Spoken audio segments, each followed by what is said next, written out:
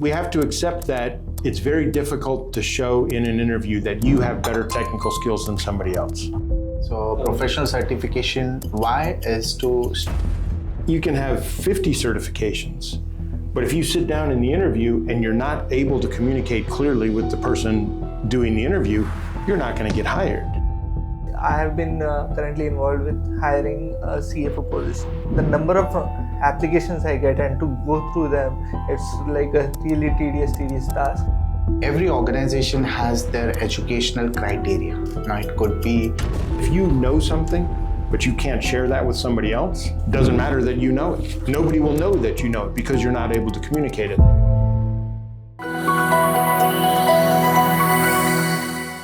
So good morning. Thank you for joining in. So today we are here with a second edition of a podcast and a super special one. We had our first podcast with Brian. Surprisingly, that took off. You know. Surprisingly. No, why I say surprisingly? Because the channel had less than 1,000 subscribers. The video is somewhere around 8 to 10,000 views. So with my experience of now 3 years in YouTube, that are surprising numbers. Okay. But I think the brand speaks for itself. So yeah, glad to have you again. So I've been doing CMA and training CMA for 25 years. This is our, as Hock as a company, this is our 25th year that we're starting. And so we're celebrating our 25-year anniversary. And I've been teaching CMA that whole time. I've been doing others, we do other materials as well and other certifications, but the foundation of it is CMA, and echo what you said, that what CMA covers is what businesses need, and that makes it a lot easier for us to help people and provide the materials, because it is something that people use, and it's much harder to study something that you're not going to use at work. It just becomes a memorization exercise, and that's very difficult. But when you're studying something that you know you will use or your company uses, it just makes it so much easier as a student to do that studying, and it's great to be in that environment where that's what it is. Amazing. Congratulations on a big milestone, 25 years, that's amazing. Happy 25th anniversary. Thank you very much. And I'm sure it's many more to go. We hope, yes. Another 25 at least. For sure.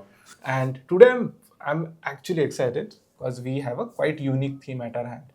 We have 2 guests joining us. One is from an MNC background, so we have Niranjan. Hi. To give some context, Niranjan comes in from a hardcore corporate background. He has more than 10 years of experience, diverse experience from pretty much all industry. If you say it's Big 4, IT, product, services, all kind of industries. He was an AVP in an investment bank, and now he's a finance controller. So we'll be getting a whole gist of how the corporate world looks like. I did my master's from University of Pune, that was majorly focused in accounting. I did another master's from UK, that was way back in 2009-10 in the world of subprime crisis. So it's actually, I took the admission and the next day Lehman Brothers collapsed. So it was those dark times of the history. But I did my master's in international management, specializing in strategy and finance, from University of Exeter. Now, University of Exeter also has a partnership with US Charter CFA. It's quite well known for finance and investment courses. So I did my full-time master's there, post which I came back to India, and it's been close to more than 13 years, and my entire experience has been in financial planning and analysis in different sects and in different industries. So 13 years post-masters, FP&A. That's a bit about myself. And looking forward to, and currently I'm a student of Aditya, and I'm currently pursuing US CMA. I felt that it is pretty much a spot on to what I have worked or what I'm currently doing, and I can say this very confidently that US CMA, no matter what stage of profession you are, it's going to help you in terms of knowledge or climbing up the ladder. And I'm also a huge fan of you, Brian, because I do read Hock material, and a professional like me who's got a family, who has 8 hours of job every day, I think Hock material is an amazing read, very friendly, and especially the multiple choice questions or way you explain the concept is quite useful. So thank you for Excellent. that. Yeah, that's a bit about me, and looking forward for the session today. And secondly, we'll be expecting a guest soon who is from the VC and startup world. He's an investment banker. He works with a venture capital fund that supports lifestyle and fashion startups. They have a big portfolio, and he has been around a lot of startups. He comes in from IIM Kozhikode. So he brings in a lot of startup kind of flavor to our discussion. And the overall theme is that how being an academician plus I think a supplier to the working industry, how can we join dots for our audience and give a better idea in terms of what's actually happening in the industry? So to break down overall theme, today we'll be focusing first on the skill set for today, what we need to focus on. Second is hiring patterns, what happens behind the doors. Niranjan was recently hiring. He shared a number of openings with me for FinStreet students. Thankful for that. And so through that process, I got to know a lot of stuff that happens behind the doors. So we'll be exploring that. And third is skill set for tomorrow. So how we can prepare ourselves better for tomorrow. Awesome. So coming directly to our first question, the main one. Niranjan, I'll direct it to you. Let's say you're hiring an entry-level analyst or an associate. What skills do you pass on to your HR that, hey, go and check for the skills in the resume, or filter these kind of candidates out, and based on that you shortlist them for an interview? So if someone is just fresh out of the college, or let's say some analyst who has around 2 to 3 years of work experience, every organization has their educational criteria. Now it could be just a graduation, it could be a post-graduation or CMA, CA, etc. So that is just a basic criteria. But what is more required is in terms of three skill sets. One is the professional trait. The professional skill set is how your communication skills are. Now, communication skills are verbal skills, written skills, or how are you able to formulate your thoughts and express it. That's one. Second is, now for a college student, it could be more to understand how their exposure has been apart from the curriculum. It's over and above the curriculum, where they're involved in projects, etc. So the typical professional traits that we look at is the adaptability, is accountability and responsibility. Now finance needs attention to detail. So how is their attention to detail has been. Now, of course, we don't expect freshers to have access to large volumes of data, but in terms of their grasp on the academic subject, or any other projects that they have done. So I would say it is communication skills. That's number one. Second is the professional trait, which involves their adaptability, their accountability, responsibility in their project world. Have they collaborated? And the other most important part is their emotional quotient. So I would say academic criteria is just the first step that we look into, because that is just a basic demand. But what more is required is the professional trait, which can be again broken down into communication skills and the other traits, whereas it is accountability, responsibility, attention to detail, ability to work under time pressure, meet deadlines, and what is your problem solving abilities, like did you had exposure to complex situations. Now, complex situation exposure doesn't mean that you have to work for that. It could also be in a college setup or in extracurricular activities or your project work. Okay. So these are the typical requirements that we do put it. So I got an idea, but the interesting part would be communication would be tested during an interview. Then we have responsibility, accountability, which might be tested again during an interview. One step prior to that, if I want to, let's say, create my candidate's profile, resume, what is the spot on things that should be added, that should be reflected as a skill set? Obviously, if they have additional certifications like technical skills, because today in the world of finance, even if you are at an entry level, we expect good Excel skills. Okay. This is a world of automation. So we are expecting, certifications if they are well aware of SQL or Python, or analytics like Tableau, Power BI. But this is again not totally expected out of them, but at least the basic ERP and the Excel is what we look into. And if they do have additional project exposure, which they have undertaken during their college days, it could be a huge plus. Awesome. So actually, this is the trend even I have observed. And to highlight one example, it's CFA Institute. They have recently added Excel training, Python for finance, and few other modules. So from your perspective, let's say when a candidate is preparing for such role, um, along with CMA, how can they equip themselves, or do you think CMA Institute at some point should take this up? Well, I think there are a number of things that companies are looking for, and one of them is, and I'll just call it the debits and credits, the technical, whether it's the debits and credits of accounting or finance, whatever, just being able to work with the numbers and do the calculations. And one of the advantages of having a certification, whatever certification it is that helps demonstrate that skill set. I know that everyone has a bachelor's degree, and different universities have different quality of instruction, and you know different things. But having an international certification essentially allows you to check that box for the employer. We can trust that they have that foundational professional skills.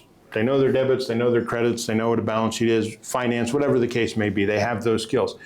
But then it becomes, there's a lot of people with those skills. And so it becomes the emotional intelligence, it becomes the communication skills that you have to demonstrate in order to be successful at work. Whatever, if you know something, but you can't share that with somebody else, it doesn't matter that you know it. Nobody will know that you know it because you're not able to communicate it. And so one of the things that we always talk about with candidates, and they say, well, if I pass CMA, am I going to get a job? No, there's no guarantee. And you can have 50 certifications, but if you sit down in the interview and you're not able to communicate clearly with the person doing the interview, you're not going to get hired. If you don't have, now you may be able to get hired without many of those emotional intelligence skills, that just kind of the ability to work with people, understand people, read emotions, and know how to approach something. You might be able to get a job without that, but you're not going to be able to keep a job, because after 6 months working, it's going to become apparent that nobody likes to work with you. Your team doesn't like working with you, and you kind of rub everybody the wrong way. So at one level, for somebody who's entering the job force, it's a very daunting list of what they need to know. They need to have their certification, they need to have the technical skills, they need to have communication skills, they need to have those emotional skills, they need to have those soft skills. And a university student is saying, how am I supposed to have ever done this? And that is the question. And part of that is the certification system is part of that educational process. But as part of being at university or in the early years of your career, anytime you have the opportunity to be the spokesperson for your group, be the spokesperson for the group. Anytime you have the opportunity to volunteer. I know I go and speak at universities, and there's a couple of students that introduce me, that kind of run through the program. Take that opportunity. You know, they say, and you can argue the number, it does matter, that you need to do something for 10,000 hours to be truly skilled at it or whatever. Well, I understand you're not going to have 10,000 hours of public speaking experience by the time you graduate from university, but you can get a few. You can get a little bit of it. And so all of those opportunities that we have while we are at university in the early stages of our career, we need to take those chances. I understand that the first time you make the presentation at work, you might mess up. You're going to be nervous, you're going to stumble. Nobody cares. People understand that. Now, if you've been working for 17 years and you still can't make a presentation, there might be some other issues that we need to deal with. But it's take those opportunities. And it's something, too, when we talk about the skills. Yes, we need our debits and credits, and we need those technical skills. But we also need to be of a mindset that we want to learn more. We need to know more than just the debits and credits. And so at university, when a speaker comes, maybe it's not a pure accounting or finance topic. Go, listen, learn, and be curious.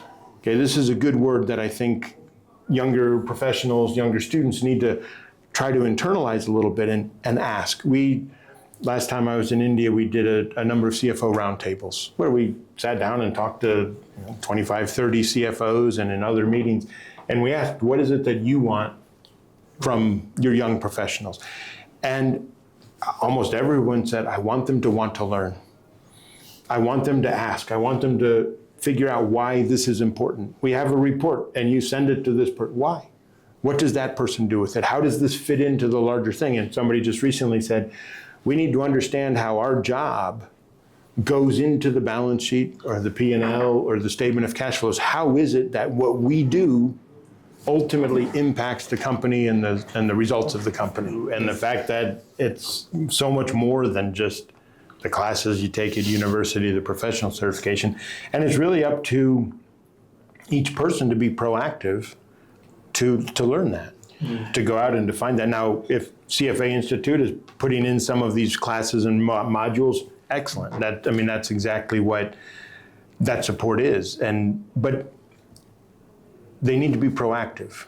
And I know I was talking to a group of students yesterday, and every one of them wanted to be a CFO. Every one of them wants to be a CFO, which is great, but nobody accidentally becomes a CFO. You have to have a plan, and there are skills you need to learn, and relationships you need to build, and all of those emotional skills that people forget about. But there's a lot of success that comes from just being able to have a conversation and understand what the other person is saying with their words, saying not with their words, and you have to be proactive to learn that. Well, so I'm an investment banker working with Fashion Entrepreneur Fund based out of New Delhi. So currently we are investing in all fashion and fashion related businesses because we do believe that this one sector has been left out of all the business investments that's been happening. So according to a study, almost $9 billion opportunity was lost in 2023 just in sustainable fashion businesses. The way they have been growing, the way people have been engaging with it, if people had invested back then, it would have been a very different picture. So we have started with that focus to invest in all the fashion related startups, while we also believe that fashion sector has to spend a lot more in just reaching to the customers, because it's been very unstructured, unorganized, and everyone is trying to catch up. There are very small players, segregated players. So the fashion startups that we believe in, we have a few criteria that they have to fit in, just like are they focusing on sustainability? Do they have some innovations? What is their background? The creativity is major.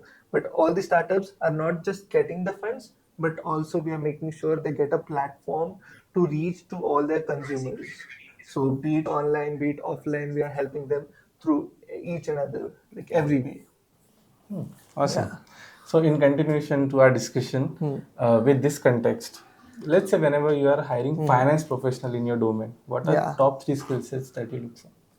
Well, the top 3 skill sets, let's say when I say particularly about my domain, firstly, understanding financial statements is like very basic. They have to be on it. They have to go through the statements. Actually, what I believe is financial statements will tell you the story of the company, from where they come, what is happening, from here where they should be heading, and what are the pitfalls or they should be aware of, where it's lacking. So being on the back end, just understanding the whole movie, it's like the script for the movie. You don't have to watch the movie, but all the narrations and everything you can just get through the statements. Followed by this, obviously a financial model. They should have a good understanding, because when companies come and do a projection, okay, we are going to do this, that, they present their models, but we need to understand, are they over projecting themselves? Are they going beyond which is not possible? And so the basics and the nitty-gritties of this is very necessary to understand a good financial model. And thirdly, the valuation techniques, because that's where it all ends.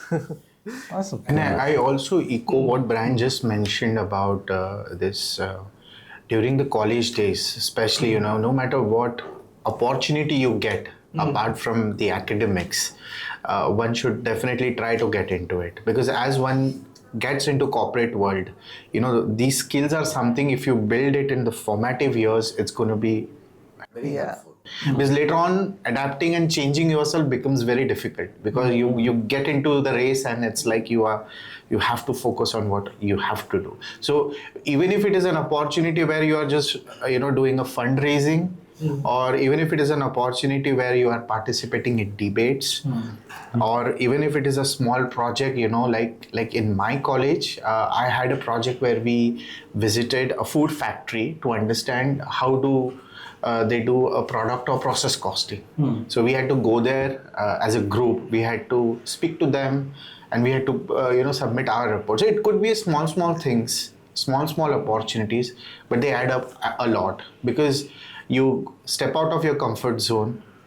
You build your networking skills, or it could be any sort of decision making that you have done, or any sort of collaboration you have done. So all those skill sets that I mentioned, if you can demonstrate, especially for someone who is fresh out of the college, if they get an opportunity where they were in projects and they can demonstrate that, it is only just going to be helpful to get into corporate world. Part of it, you mentioned getting out of your comfort zone.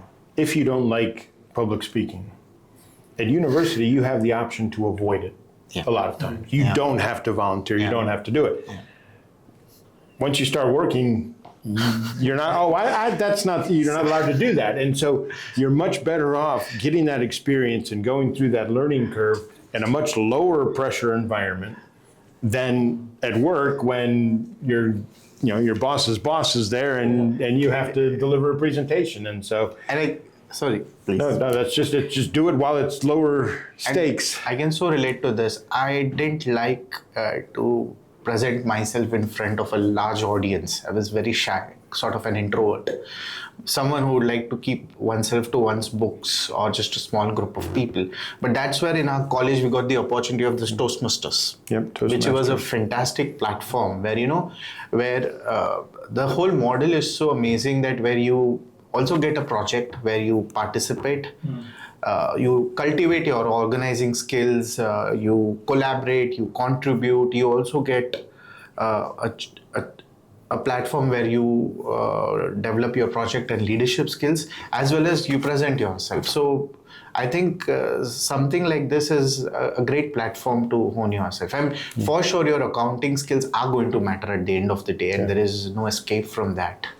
But if in today's competitive world, if you have something like this, I think corporates would love to take you. It's like the best choice for them to take. Great. So to summarize, I think if we had to narrate or come down to 3 skills, one that is getting highlighted is communication skill.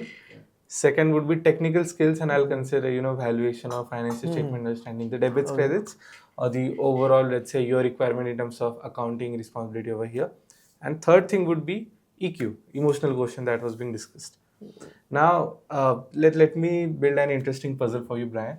So I'll give you reality check of India. If there's an opening for, let's say, financial analyst position, there would be thousands, not even hundreds, thousands of candidates fighting for just one position. So if, let's say, you happen to be a 21-year-old candidate in such kind of a competition, what would you do differently to stand out in this competition?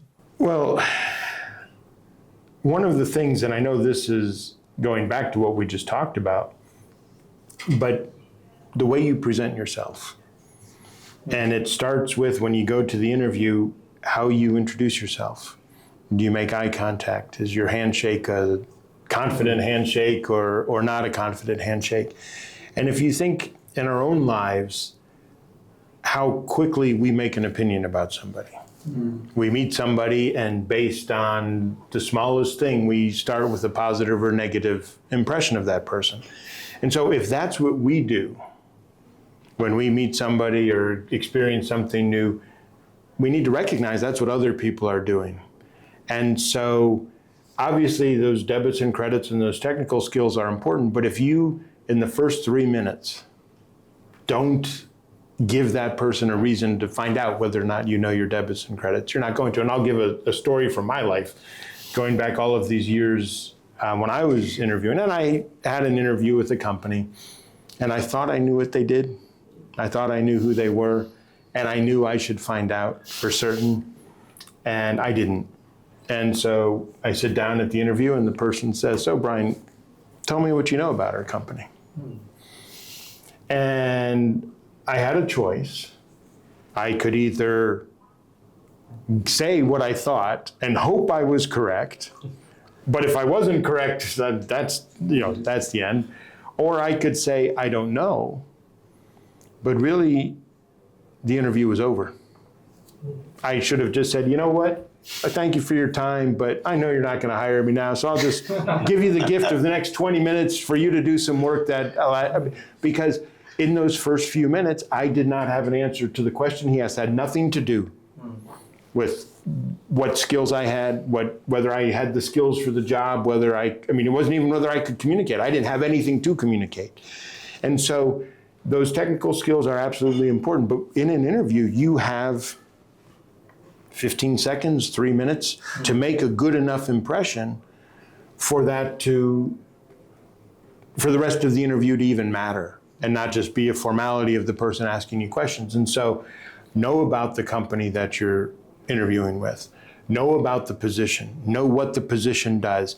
And as I was saying earlier, know why they need that position. Is this part of revenue? Is this part of the balance sheet? Is this part of operations? Is this part of sales? What is it that I'm going to be doing? What are the skills they're looking for? And be prepared to answer the question about why you have the skills for this job.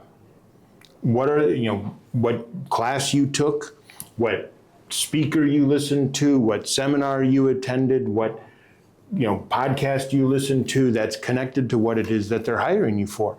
And we have to accept that it's very difficult to show in an interview that you have better technical skills than somebody else. You have the same bachelor's degree, you have the same certification. Now, in 6 months, you might be able to show that, yes, I actually understand valuation better than most people. I'm able to put this forecast together better than most people. But in that interview, the HR person isn't in a position to determine whether or not you know how to do a valuation or not. And so the things that you can control are the image that you give, the confidence that you show, and your ability to recognize that you are offering to help this company and show, how can I help you? What are the skills that I have? What is the experience I have? What is the interest that I have? I've been involved, I've loved your industry from the time I was 6 years old. I love airplanes and you're an airplane company, whatever the case may be, to have that person like you, enjoy spending the time with you, and say, yes, this person will fit into the team that we have. And so I know on one hand, it's not good that I didn't say, well, you need to be able to do a consolidation for them during the interview, but that's not what's going to happen at the interview. It's that first couple of minutes of helping them feel comfortable that you will add value to the organization and they want you to be on their team. Interesting. Coming to you guys now, on a practical level, how you landed, let's say, initial opportunities in your career or senior roles that you are in? Was it through referral? Was it through pure competition? How many candidates did you compete with? Anyone can start. Well, to be honest, I landed mine through a referral, which I still till date have no idea who has given my referral to the company. Okay. But one day I just received a call that we got your referral, we know that you have been doing this and we would like you to join us. So that's how it started. Okay. I'll build on that in that the first job you get out of college is going to be largely your interview. Yeah. You may know somebody or somebody knows you in the company or something, but as you go through your career, you're much less likely to be having an interview where you've just cold reached out to the company and say, I want a job. There's a referral. Somebody invites you, somebody tells you about it. You're able to go to the company and say, I'm sending you my resume because Aditya told me that you had a position and he thinks I'd be great for that position. And they, oh, hey, that. And so, but that also comes back, again, we're going away from the debits and credits, but those emotional skills. You want to have a network that people will support you, people will recommend you, that when you put somebody down as a recommendation or a reference, that they will actually give you a real good reference out of it. And so as you go in through your career, yes, you still have to have your growing technical skills, but a lot of those other later hirings in your career are going to become, you were invited. There was an invitation, there was a recommendation, there was a reference, and that's why you're sitting in that chair. And those are still your skills other than the debits and credits that you need to build to get that recommendation. No, obviously, like you're absolutely on point. See, even today, if I now decide to switch somewhere, so the only possible good switch is what I see will be through a referral. Because when we start applying directly, like cold calling or just emailing or just putting it on some portals, I have been currently involved with hiring a CFO position.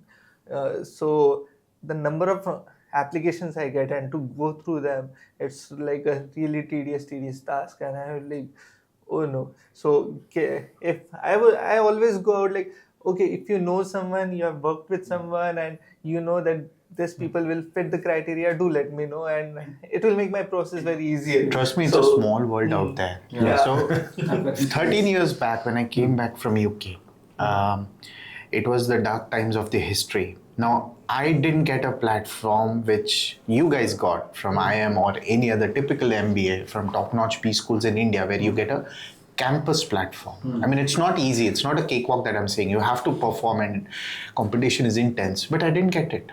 I came back from UK. Employers didn't want to take me. They are like, this guy, why did you come back from UK? Why did you go there first place? That's the first question. Second question, no, you have sky-high expectations, because that was the image which others had created, which was difficult for me to substantiate. So I end up approaching for the first time in my life against my principles to the employer whom I had worked before going to the masters, and they took me.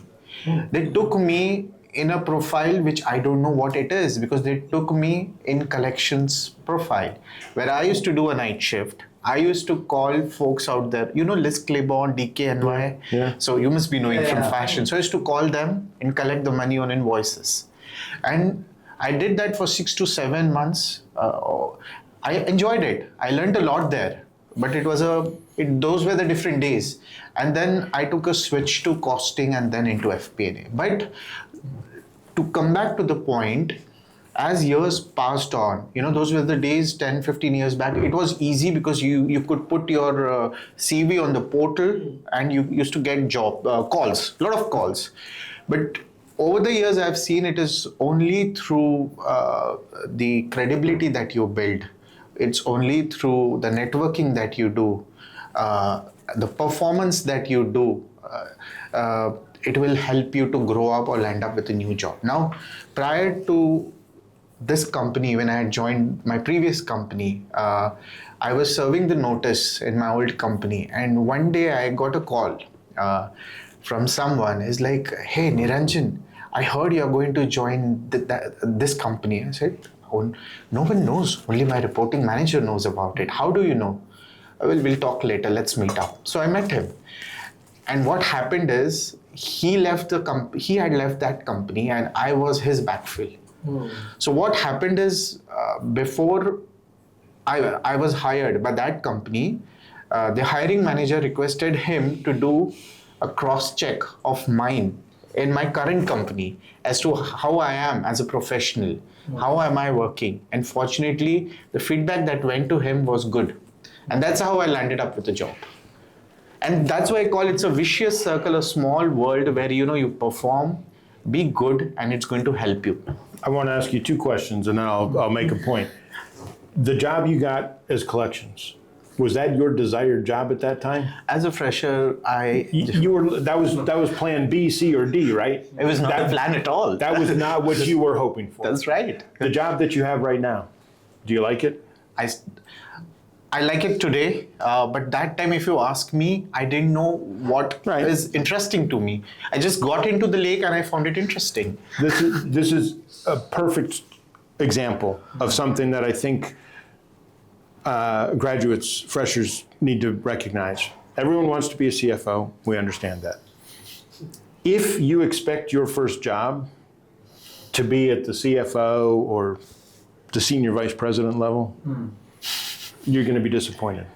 It's not going to happen. People, and this is not India, this is around the world. I think too many university graduates focus too much on that first job and the salary. And I understand it's much easier for me to say that sitting 30 years beyond my graduation, and I'm fine. But the key is to start working. And if it's not the job you wanted, if you have to settle for just a vice president role when you graduate from university, you do that. You start working. And whatever job it is you have, if you do it well, there is another job. You will get promoted in that company. You will be moved to another company. Somebody in your company will say, oh my goodness, Brian is wonderful. He needs to have a better job. I can't give it to him. I'm going to call one of my friends and say, hey, you need to take this person. So all you need to do is start working. And if you think the job isn't good enough for you, if you think the job isn't paying enough, that's okay. Start working and do your job. And if you do your job well, you will be promoted. You will have those opportunities and you will end up in a job. And half the people who graduate this year, in 10 years will be working in a job that they have no idea what it is today. It may not even exist today. I mean, 2 years ago, AI kind of came to the forefront. And so, 3 years ago, nobody ever thought that prompt technician was a position, let alone a graduate degree or university degree.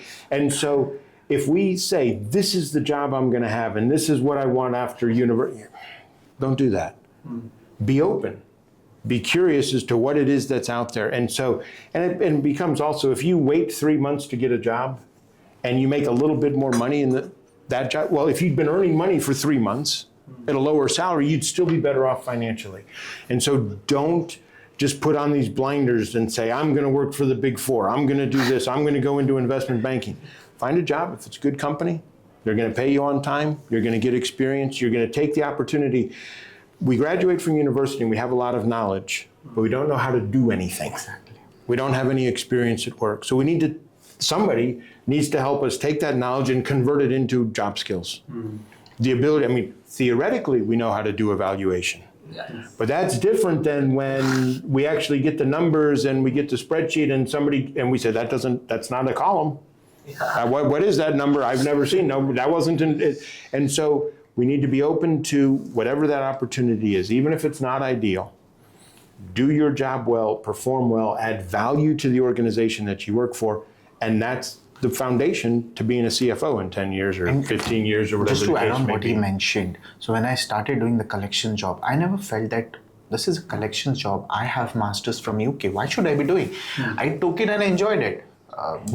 Humility played a role there, but I had to perform. And when people how myopic view operational managers do carry, like you have a collection kind of label, like you do AR kind of job, then how can you get into costing or FP&A world? But what mattered is how you performed and how you approached them and how you convinced them, and they were happy to take you. I think that is more to do with your personal branding, more to do with your work ethic, etc. So that played a key role there, I think. You used the word humility. Yeah. How many times have we ever talked about somebody that we admire or want to be like, and we use the word arrogant? Not very often. Humility is one of those traits that if we have it, that will provide so much value to us. I'll tell a story very similar to yours, actually. This was a few years ago. I was talking to a person, I believe he was Indian. He was in Dubai, and he got a job in collections. It didn't have, I don't know what his education was, but he got his job in collections, and he did really well. So they promoted him to the head of collections. And he said, when I got promoted to the head of collections, I started going to meetings that included the heads of other areas. And we started talking about the income statement, P&L, balance sheet, and I couldn't participate. So he studied CMA as a professional. He studied CMA, and he is now, when I talked to him, was the finance director or assistant finance director or something. And what he did was he took that job and performed it well, did well at collections, got promoted, recognized that he had a skill gap, learned that skill set, and kept going. And again, he didn't hold out for CFO. He might be a CFO now, but it's a matter of just whatever job is in front of you, do it as well as you can, and better opportunities will present themselves. Humility. And to add on to what you just mentioned, so I got into costing role. I performed there for some time. And the next leap that I got was a Big Four in FP&A, which I never thought did exist also, because when I came back and I was hunting for a job, it was a nightmare getting something. And in like 3 years' time, I was in Big Four. So that was a different era altogether, I would say. Well, and we've talked about how you need to keep learning, because the job you're going to have 10 years from now may not exist right now, which means there is no certification for it. There is no body of knowledge that you need to know. And one of the ways that jumping off topic here, but one of the questions is always, what is AI going to do to my job? What's the future of my career? Is it going to exist in the future? Absolutely. And AI is going to provide tools to do new things that we haven't thought of yet. So we have a choice. We can either say, oh my goodness, AI is going to take my job, and get depressed and not even try. Or we can say, AI is going to open up new opportunities in areas that we haven't even thought of yet. I'm going to be one of the ones to do that. And I'm going to be one of, you mentioned earlier, sustainability. Sustainability is a huge issue. Part of the problem with sustainability is, how do we report it? What's the standard? What's the guideline? What's the measure? Your definition of sustainability may be different than my definition of sustainability. What's the perspective on it? And so somewhere in all of this data that we have now, and all of the tracking of our supply chain and blockchain, and we know what grapevine the grape came from that went into this wine and all of that stuff, somewhere in there is the information necessary to figure out sustainability reporting. Somewhere in there is the information to figure out how to do next in, first out accounting for inventory. And so you have a choice. You can just say, oh my goodness, our career's over, we're all going to lose our jobs in 5 years, let's give up. Or you can say, wow, I want to learn these tools so that I'm at the cutting edge of what it is that's coming next, that next tool, that next skill set, that next reporting process. I'm going to be the one that's going to be part of that. Interesting. Yeah. Do you want to add something regarding your first job? What was your first job that you planned? Well, so I've been a hardcore entrepreneur from the beginning of my career. So I already had a business when I was like graduating my first MBA, and I was like, okay, I need to do a job just to get the hang of it. So my first job was campus interview. Got into Grandview Research. They're like into market research reports. They serve all the big fours and all the consulting big companies out there. They provide their reports there. So, well, for me, my career has been I can't put a line or even connect the dots as of now, but yeah, moving on, I will though. So I got in. So my first startup was into interior decorations. I got in there. Anyways, I'm a mechanical engineer, but I have also been a part of a team where we participated in a competition called Supra by Society of Automotive Engineers. So we had to build an F1 like car, which we raced on both the international circuit. It's an F1 international circuit, and we stood first out of in 3 events that were there nationally, with all the IITs and NITs also joining, but we still managed to be the first one. So I was always like, okay, let me get into automobile sector. But I started with interiors.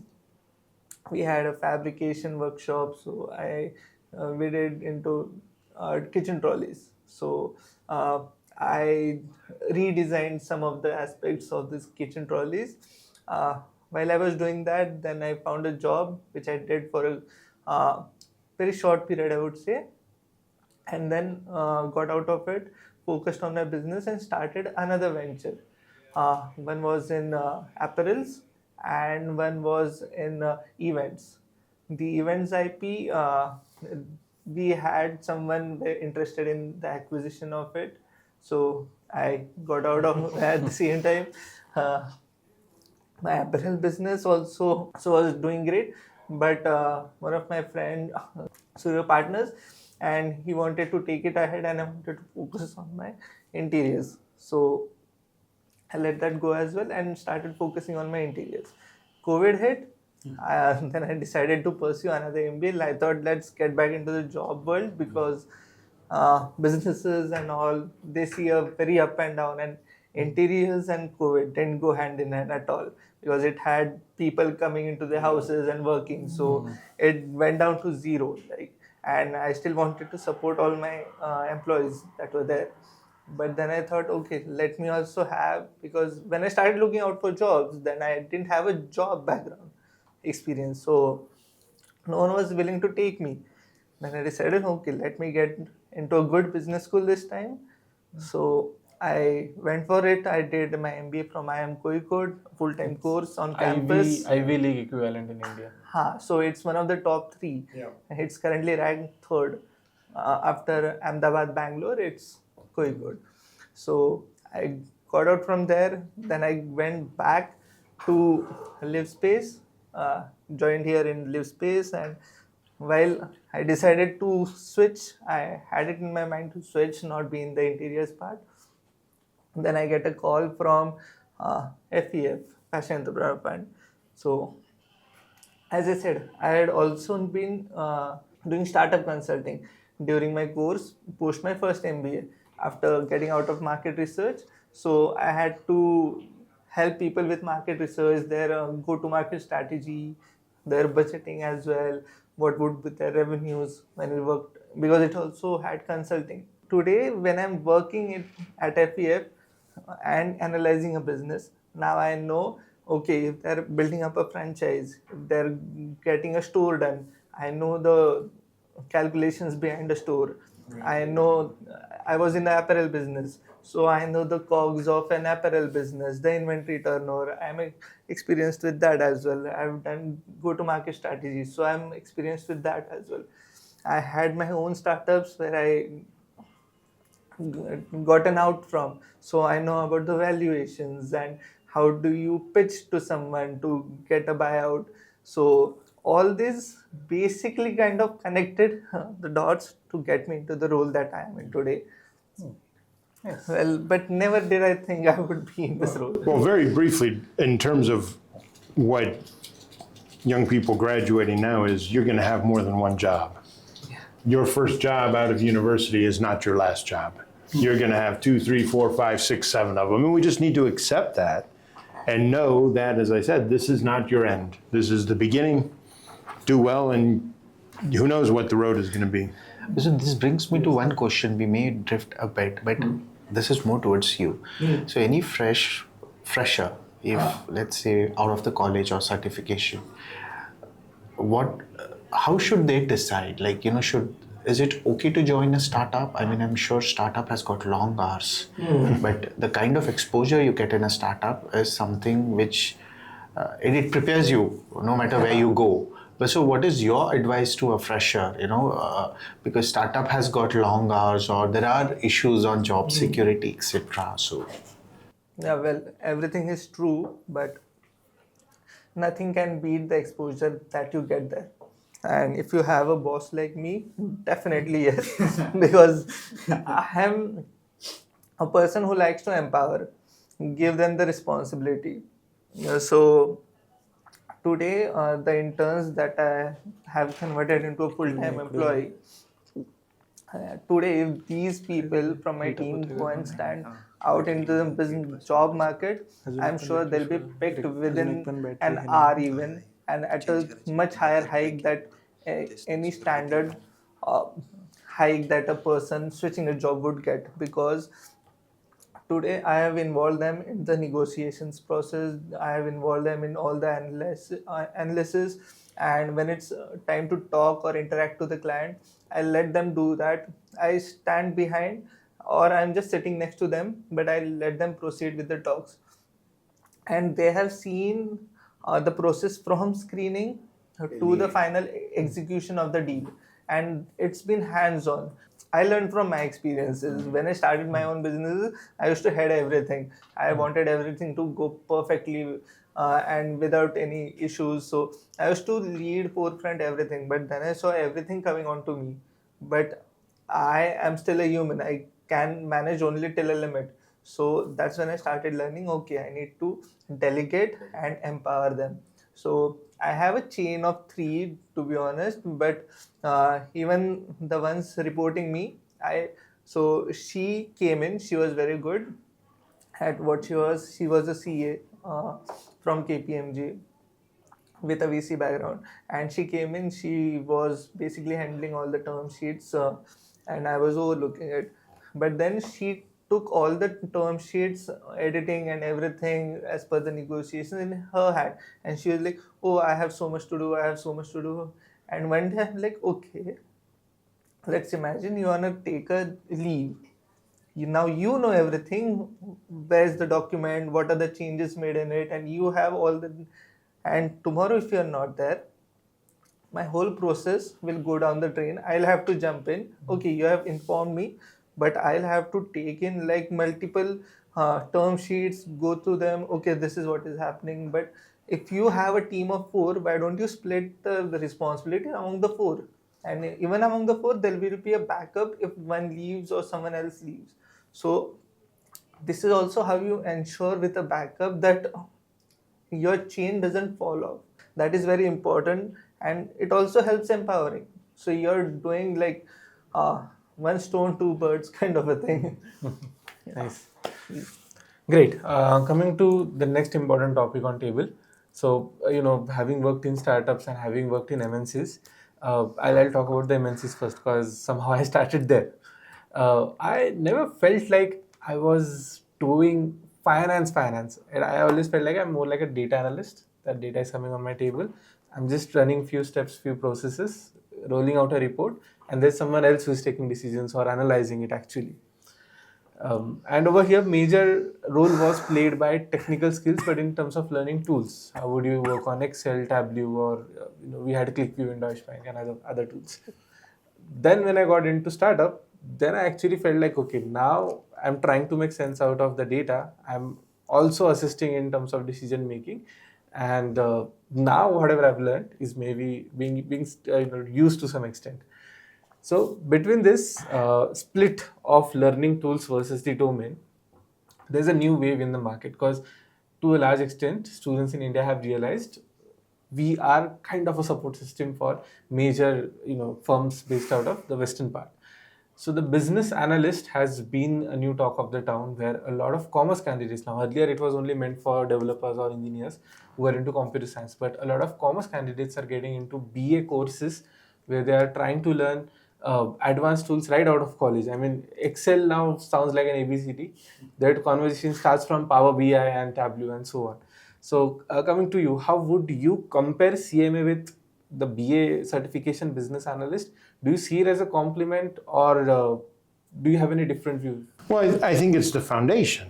I mean, if we look at Power BI, whatever, it's taking information that we have and trying to use it. And at a very simplistic level, these new tools allow us to deal with more data than we ever could before in more ways and tirelessly and endlessly. You still, whatever data you're evaluating or analyzing, there's still a decision that the company needs to make at the end of it. If you do all of this analysis and there's no decision, well, I hope you enjoyed it because there was no need to do that analysis if it wasn't actually used in a decision. And so if we look at all these AI tools, all Power BI, all the different presentation and storytelling, at the end of the day, a company still operates the same way it did 2,000 years ago. There's money coming in and money going out. And if the money coming in is greater than the money going out, that's good. If it's the other way around, there's a problem that we need to solve one way or the other. But I think we need to keep in mind that this is still what's happening. All of this data, all of these tools, all of these dashboards and whatever fancy presentations that are there, we need to start thinking about there's a difference between it's a benefit, it's fun, and it actually changed the financial results of the company. And so if we are making these spreadsheets or tools and tableaus and whatever, and we don't make any different decisions. We don't decide we should change suppliers, we should change the way we distribute the inventory or whatever. If there's nothing that comes out of that that leads to an increase in revenue or a decrease in costs, why did we do it? And so I think one of the things that companies are starting to draw the distinction between is a benefit and the monetization of it. Yes, we have more information. Yes, we now have better information about our inventory flow, but we didn't actually change anything because there's still a truck and the truck is either full or not full. You can only put so many units in the truck. And so if we find out that we should actually send 10 more units every day because AI has gone through all of this, but if the truck was already full, well, we'll keep, and so it's a tool and we need to know how to do it, but we also need to keep in mind that ultimately there's a decision that's either going to impact or not impact our revenues, our expenses, our projections for the future, and we need to focus on what it is that's actually going to lead to change. And I know there's a lot of things where, you have information, I look at information in the company and, oh, that's interesting, that's really neat. What are we gonna do as a result of it? Nothing, but it's just, interesting that sales are higher on Tuesday. Oh, well, okay, great, I can't change all the other days of the week to Tuesday. So we have to come back and make certain that the focus is on what is actually going to change the financial results of the company because of this huge investment we made into a new system and the training that went into it. And every time somebody comes, we have to train them. Are we actually getting something that impacts the bottom line for the company or not? So just to interpret, CMA would act like a foundation? Well, CMA is the knowledge of the decisions you're making in terms of, we need to allocate overhead. And sure, if we take overhead allocation and we say, we know that just doing it at the factory level isn't accurate. So we do activity-based costing and we come up with 50 different ways of allocating overhead across our factory. Great. Well, now we could probably come up with 500 ways of allocating overhead. Is 500 better than 50? Maybe.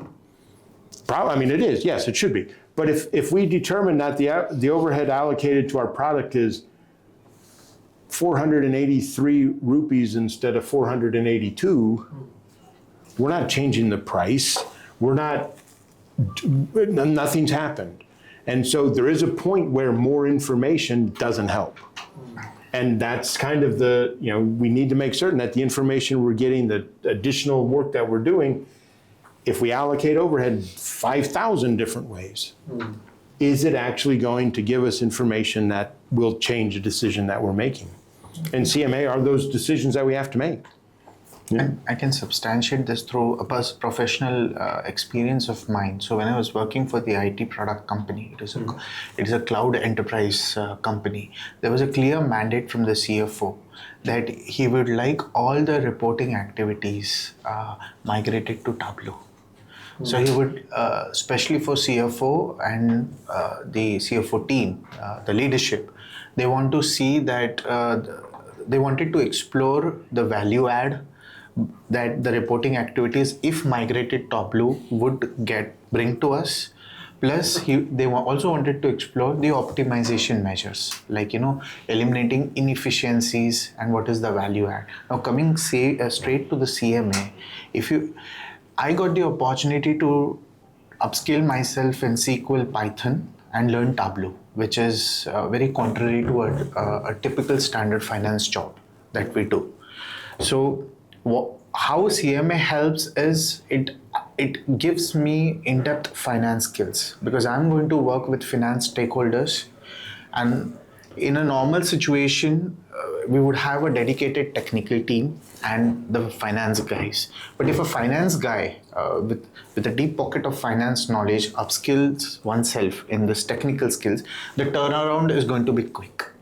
And it was a fantastic example because there were a lot of teams who were working in silos. There were a lot of reports which didn't had the best practices because everyone had created their own kingdom and not were willing to change. But what this happened is we had a common database. We stored all the data there, put what necessary filters or security we wanted to. We built one dashboard. As a team, we convinced the stakeholder, which was a nightmare, to tell them the benefits because they have to move from their day-to-day Excel into that. And the final product was just fantastic because the CFO could see in one report, one-stop shop, all the KPIs and all the best practices, everything. And this also eliminated whatever manual inefficiencies you had, and automated everything. And all the stakeholders or everyone could focus on analysis or value decision making. So this is where CMA helps to ingrain us with the fundamentals. So if you know the fundamentals with the technical, it becomes a faster turnaround. So two things. One, in your example where you put all the KPIs in one place and probably in color, Yes. the KPIs didn't change. No, they never changed. So if there were 6 reports, each for a KPI in black and white, and you went through to put all of those KPIs on one screen in color, the KPI didn't change. No, they didn't it's change. still the same number. It's I the same. have a story that I don't know why I thought of this. Almost 30 years ago, I became the training manager of a Big Four firm in Russia. And so when I started, everyone told me, oh, the budget's terrible. The last person that I replaced, she spent months doing the budget. It was awful. So I got her spreadsheet, her budget spreadsheet, and back then I was pretty good at Excel. I knew what I was doing. I could not figure out what her spreadsheet was doing. Best I could tell, she was trying to estimate what a plane ticket was going to cost 16 months in the future, and had some calculation based on I have no idea what. So I literally completed the budget in a day and a half because I said $1,200. Okay, it's going to be wrong, but that's about what a plane ticket is today. I added a little bit just to be safe. I could project, I could take 58 factors into account, and I'm still going to be estimating what that plane ticket is going to be. So do I need to spend 2 months when I find out the estimate isn't $1,200, it was $1,210? Who cares? And so we have to make certain that we don't fall so in love with the tools that we have and all the data that we have and all the different ways we can present it. Did the number that we get out of it actually improve? And so you spend all this money on your system and your KPI is still the same. All the KPIs are still the same. It's all right on one screen though, and I don't have to click through 6 tabs of my Excel spreadsheet. And so this becomes that decision about, is it financially a benefit? Okay, the CFO may like it, the board may like it that they have this one sheet, but they spent money and time to create the display of the KPIs, which didn't impact the KPIs at all. Makes sense. No, but I still think that this is very important. See, so when I see Power BI or Tableau, it's just a way of representation what you already have. So in a layman's term, I'm not gonna go into very technicals. If I'm looking at something, a pie chart, and I will feel like, okay, why is that red color so much? It's the cost. I need to bring this down. It's like covering almost all of the pie. So that's how you grasp and you can relate to it rather than seeing a number. I'm not saying there's no value to it, but I think it's important to draw a distinction between did that actually change a KPI? If it gives us the opportunity to investigate it better, to find out more about it, that's may add value to I think the fundamentals never change, irrespective. What did these tools do is they just add value because it's more of a cleanup where inefficiencies go, and you get a one-stop shop where you can look at it and take quick decisions and actions. So that is the best part it does. Very quick comprehension reduces the decision making time. It gives you actually the trend. So When you see, okay, my expenses have shot up by COGS from 56 it has got to 60, then it came down by 2-3%, then again it shot up by $3-4 and then again come down. But I am seeing a grow. Okay, here are just numbers, and I'll be okay, it's fine. So it's going up, coming down, it's almost the same. But when you plot it, you see an upward trend. Okay, that's bad, it's continuously rising, so I'm losing out money. So it's quick comprehension, and you don't need to spend time actually on it. Both of you want to take decision. It is a quick story. Yeah. Yes. But without digressing much, the focus right now is on tools preferably. So let's say talking about startups now, what would be 3 top tools would you use in let's say your finance operations? And Screening the startups is very, very tedious and very time taking job. So when I am talking about tools, I would like to, and apparently we are working on it, introducing an AI for the initial screening, where an AI would understand our KPIs that we want to focus on and are at a certain parameters, some keywords that we want to hear a startup talking about, like let's say sustainability or upcycling is the new thing. So if it's into that, so we are training the AI model according to the KPIs that we want to focus, which will bring down like the screening time drastically, and also give us like manpower saving hours in hours, and in financially also will be saving on a lot of money. So AI creating is an AI tool. yeah, Creating an an AI tool. It's Okay. what I feel. What about you? Top 3 tools. Tools as in the visualization tools, right? Like Tableau, Tableau, okay.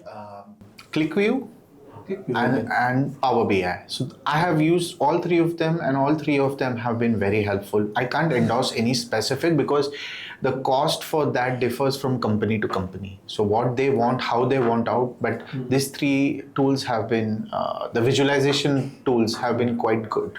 Yeah, and to add on to that also, Tableau or Power BI.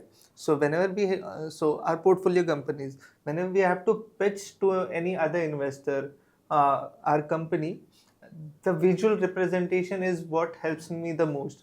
So if I'm saying that, okay, in market you have all these features and competitors, this is, but when you plot it on a vector X and Y, and you actually show the market gap analysis, you plot it, they understand, okay, without spending much time, okay, there's a huge gap, and if this company is catering to it, it's very easy to visualize and see and make a decision.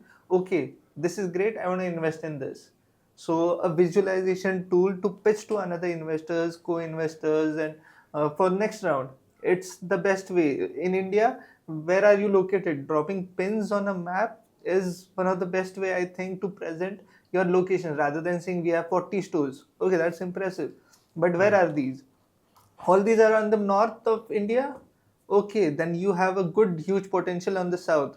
Okay, you have covered most of it, and you are a very tier 1 brand, very costly brand. So okay, you are almost expanded of all what you can. Now you might have to move out of India, is what my thought process will be when I drop pins. So just giving out the number of stores is not what actually helps, rather than pointing it out where it is.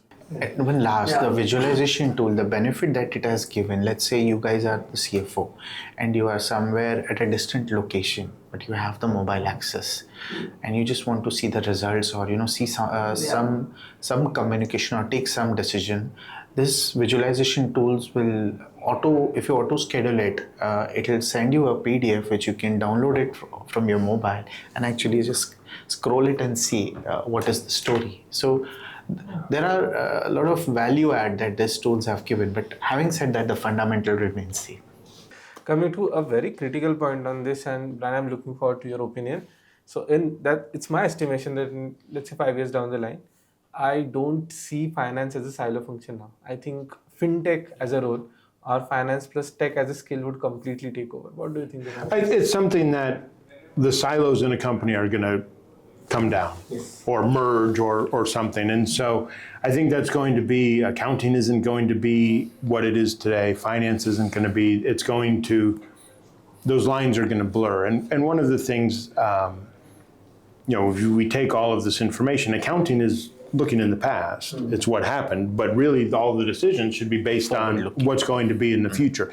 And so the accounting function, the finance function are going to have to really start being as forward-looking as possible and more accurately, hopefully, than before with more data and more all these different tools.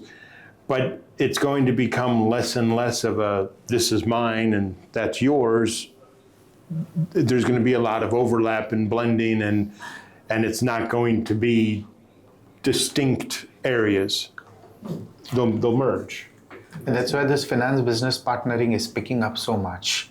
As Brian rightly mentioned, forward-looking, that's where the FP&A, if you differ it from a traditional accounting role where you do the post-mortem reporting or, record the entries, FP&A is more forward-looking, where you do the forward projections, you look at behind and you, do a strategic review and you project further actions or, provide value add.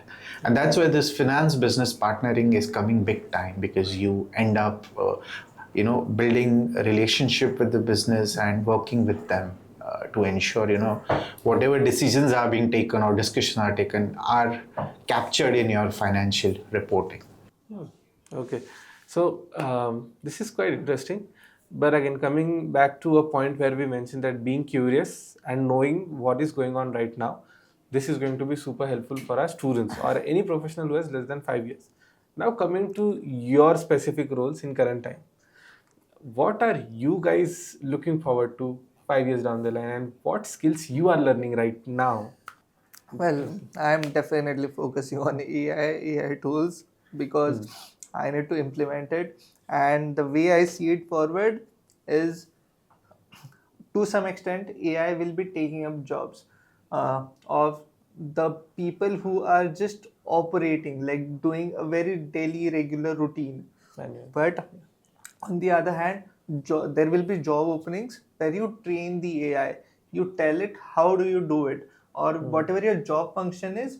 You need to see pluses and minuses everyone can do, but to come to a function that you are doing is how you can create a flow of, okay, this has to happen, and this is how you get a result, and you train an AI to do that. This kind of jobs will be coming up, and for that I believe the fundamentals are very necessary, not just operating or putting an Excel formula, but also understanding how the formula comes in. And to train an AI to do that, how do we make sure that AI does not make mistakes in coming to that formula, not just entering it. You have to break the formula down into multiple steps. How do you do that? So I believe fundamentals is what you always focus on, but also make sure that you be very agile with the upcoming changes and learn the new skills that will help you to stay relevant. Well, I mean, from a teaching standpoint, which is largely what we do, it's a matter of making certain that we're continuing to teach and prepare people for what it is that's coming. And so it's a matter of all of these non-technical skills, the presentation, the emotional quotient and things like that, as to how that becomes part of that education process, whether it's through university, through certification training, just to help make certain that the people we work with have the skills they need to be successful as those required skills change. Interesting. So Brian is actually coming up with something interesting. He's just not announcing it yet. But yeah, look out for this space. Coming to you, Niranjan. I'm currently pursuing CMA. So professional certification, why is to strengthen my fundamentals, and it immensely helps you when you grow up the ladder or you take up the vast roles. The other thing is what Shreyas just mentioned is to keep oneself upskilled so that we partner with AI and don't become a victim to it. So these are the two top on my mind. And whether you climb up the ladder to be a CFO or whether you take responsibility or you get into operational role, fundamental certification certainly helps. Cool. And coming to our last question, I usually ask, top 3 books that you would recommend for someone to read. But I think I personally have shifted to podcast now officially. I've lost my habit of reading. So any 3 top books or podcasts that you will recommend to our viewers? Firstly, it's gonna be yours in Thank you. podcast. Like it's very interactive and very he started also with career talks and everything. So for anyone who's trying to explore, for all the students, this one's a great platform. Then there's also this Psychology of Money by Morgan Housel in behavioral finance is what I personally like.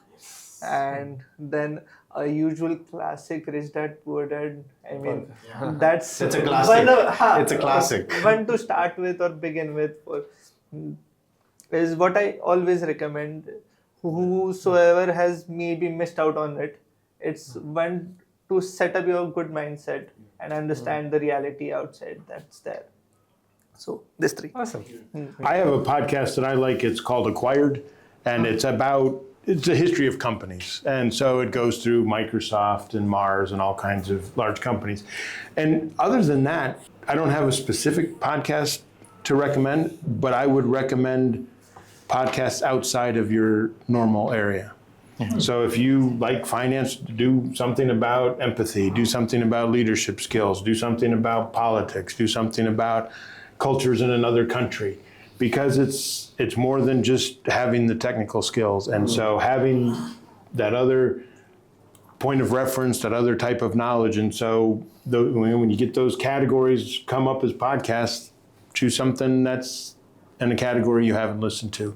Part of it is, think of it as you're going to go to dinner, you're going to have a dinner interview with the company, and you need to have something to talk about other than the debits and credits of your career. Yes. And so what is it that's just out there in the world? What's happening in the world? What's happening in other countries, other industries? And so listen to something you don't normally listen to, a different category, a whole space than what it is you normally listen to. This is going to be a major takeaway, because I have been obsessed with a lot of business and finance podcasts only. And somehow, for last few days, I've been networking a lot, and I feel that discomfort whenever the discussion is going out of business or finance. Okay, maybe I'm not able to control that conversation much or contribute much. So this is going to be a major takeaway. Well-rounded knowledge base. Cool. And I'm gonna highlight one more. There was a podcast that you quoted yesterday during our Train the Trainer session. That is Diary of a CEO.